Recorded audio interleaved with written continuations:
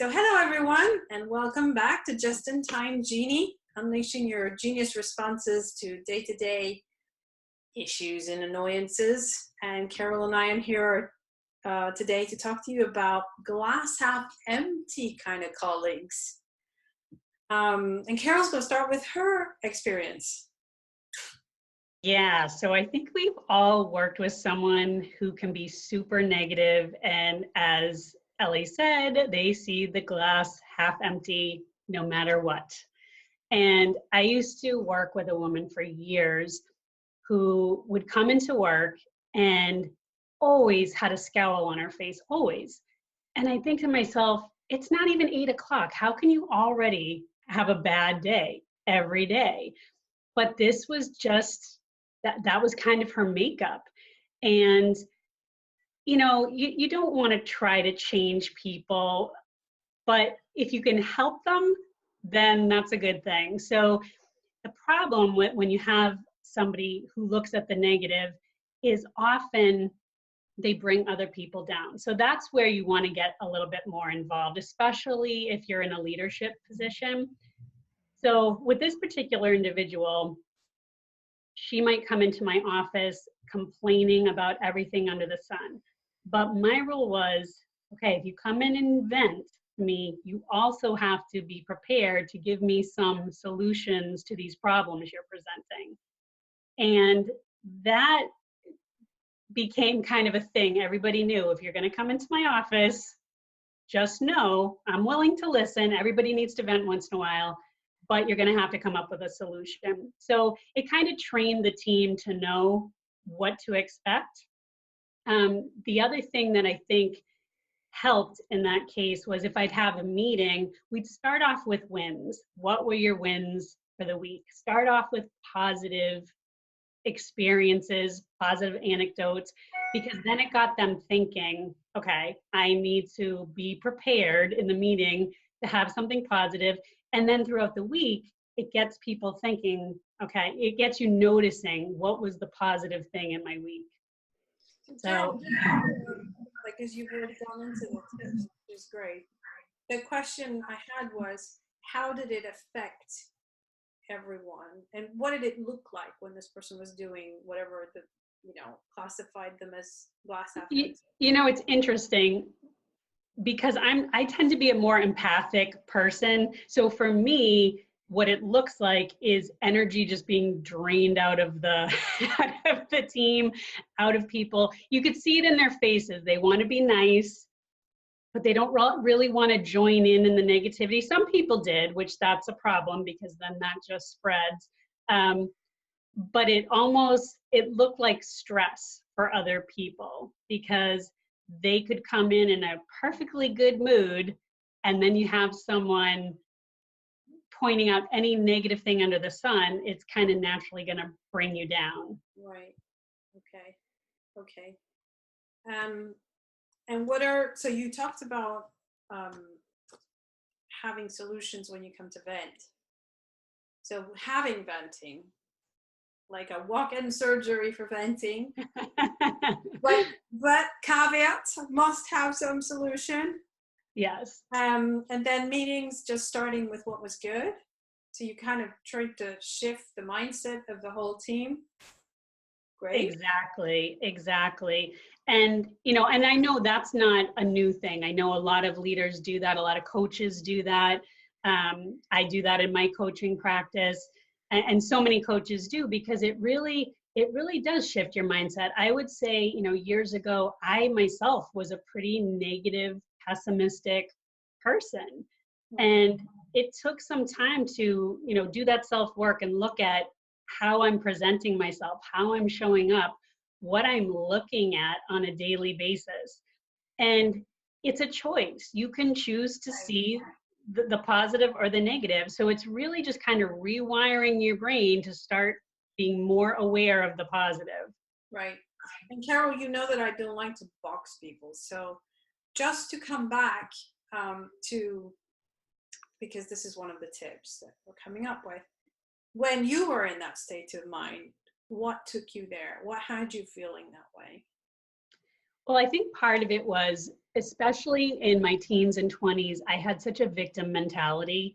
Everything was being done to me, and I didn't want to acknowledge my part in what was happening. Okay. So, The so sense of that was a lot of it. helplessness. Sorry? A sense of helplessness and Mm-hmm. perhaps personal things going on in life. Exactly, exactly. I think at that point I wasn't equipped to deal with some of the things that were going on in my life. So yes, there was this kind of learned helplessness. Right.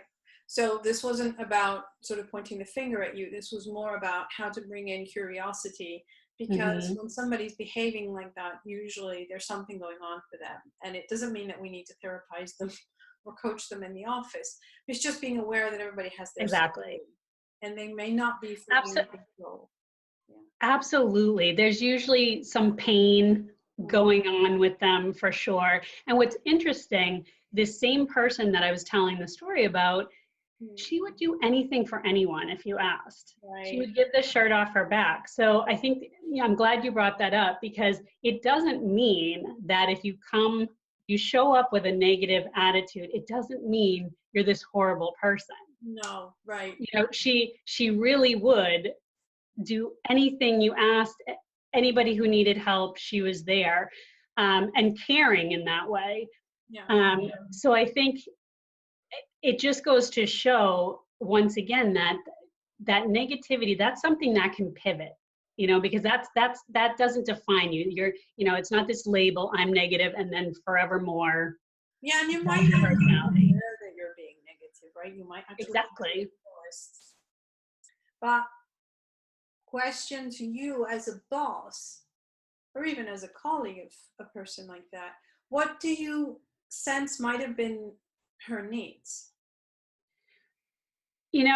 I think with her there might have been a bit of a need for significance, for people to pay attention, and that was a good way to get attention. And that might have been, not to analyze, but that could have even started in childhood, who knows, and that might have worked for her. Right. So you there's know a sense of what we could do for someone like that is to just acknowledge when they are doing something right. It's almost like with yes, kids, to sort of ignore the negative, and when the positive comes along, because the negative is there for attention, give them the attention when they're doing the positive thing, like, yeah, oh, that positive reinforcement, yes. right, right. And that's not to be condescending to the person. It's just not to Exactly. fuel it, not to nurture the negativity, right, or be Right. drained by it. Yeah. Right. And I also think for some people who are super negative and vent, it's a way for them to bond with people. Right. It's almost that same little high people get when they gossip, I was just gonna say, yeah, very short line between that and then starting to. yes, which is something that really the same person was drawn to that as well. So I think, yeah, it was just, it was a way to connect, Right. um, a way to feel important, like I know this information and I get to share it first, that type of thing. So When I teach mindfulness to kids, we use the metaphor of a torch for where we put our attention, where we shine the light. And there's something about people, when they're in that frame of mind, it's all inward, right? And so they're only expressing their experiences, what they're feeling, how their life is, and it's all, yeah. And to help them shift it outwards, right? To help the focus of the attention outwards. So um, as a team helps. So everyone trying to understand each other's needs. I know we've mentioned this before in terms of creating cohesion, but it's relevant because someone like that can actually create negative energy with everybody and demotivate. So an element of, let's sit down and talk about everyone's challenges and needs here, so that she's forced to think about other people's needs, and she sees the goodwill of other people listening to her, or him, and in this yeah, case, to her. whoever the case is, So yeah. they're trying to help to shift the light from inside to myself to others, might also create And because the reaction to such people is usually an inwardly, oh God, I got to defend myself. Now I've got to protect myself. Yes. I don't want to engage with this. So helping people to do exercises or create a mindset in the team where everyone's having to, like not the gratitude, but the wins in the beginning of the meeting, it's automatically sort of shifting the focus to the bigger, the something out there, right? Yeah, yeah, absolutely. Yeah, and I would love to hear from our LinkedIn family. What are some things you have done to kind of combat negativity in the workplace? I mean, these are just a few tips, but I'm sure there are so many others we can adapt and we can share with each other. So put it in the comments, please. Thank you. And we will be back next week as usual with something new for you, maybe.